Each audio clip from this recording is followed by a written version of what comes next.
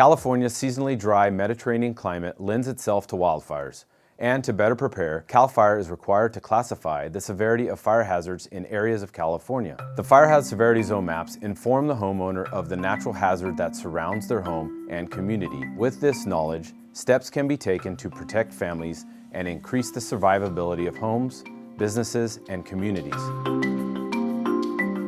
You can determine if you live in a fire hazard severity zone by visiting the Fire Hazard Severity Zone viewer webpage. Search Fire Hazard Severity Zone on the Office of State Fire Marshal webpage. Go to Divisions at the top of the page and select Community Wildfire Preparedness and Mitigation. Then select Fire Hazard Severity Zones. Once on the Fire Hazard Severity Zone page, select the link under How do I determine the fire hazard in my area? Use the search function on this page by clicking the binoculars on the left side of the page. If you are not in a fire hazard severity zone, but in a wildland-urban interface area as designated by your local fire department, contact them for prevention measures. If you do live in a fire hazard severity zone or a wildland-urban interface area, you can be an active participant in protecting your family, home, and business against wildfire. These measures will not only help you, but also help the firefighters as they protect your community during a wildfire.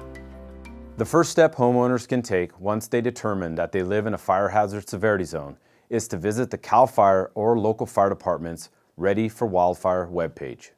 Topics that are covered are preparation, prevention, post-wildfire, forest health, permits, practical toolkits. In preparation, you'll find information about the Ready, Set, Go program where homeowners can learn how to prepare for the upcoming fire season, such as maintaining defensible space around structures, low-cost home improvement or home hardening projects that defend against fire ember intrusion, landscaping in a fire environment, evacuation planning considerations for family and pets, and lastly, taking these concepts to a broader community approach and consider becoming a community leader of a FireWise USA community.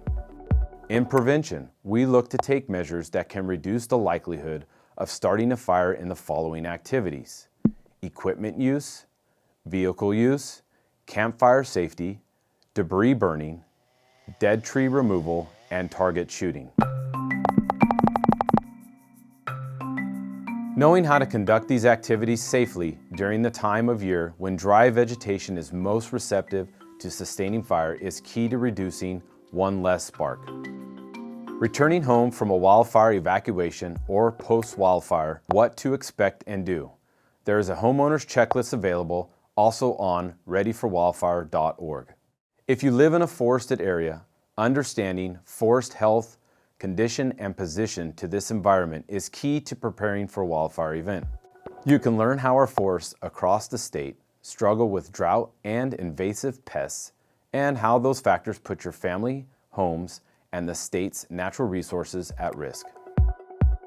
And despite increased fire risk from dead and dying trees, though it may seem counterintuitive, thoughtfully planned and executed low-intensity prescribed fires help to restore forest health by reducing high-intensity fires, increase wildlife habitat, and smaller fires contribute to less air pollution compared to larger uncontrolled fires. Practical measures or toolkits are available to help you prepare for a wildfire event. Other nonprofit organizations that you can become an active participant in are local fire safe councils and community wildfire protection programs.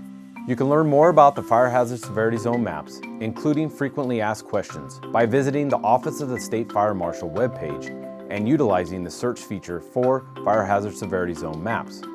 Remember, plan, know, act.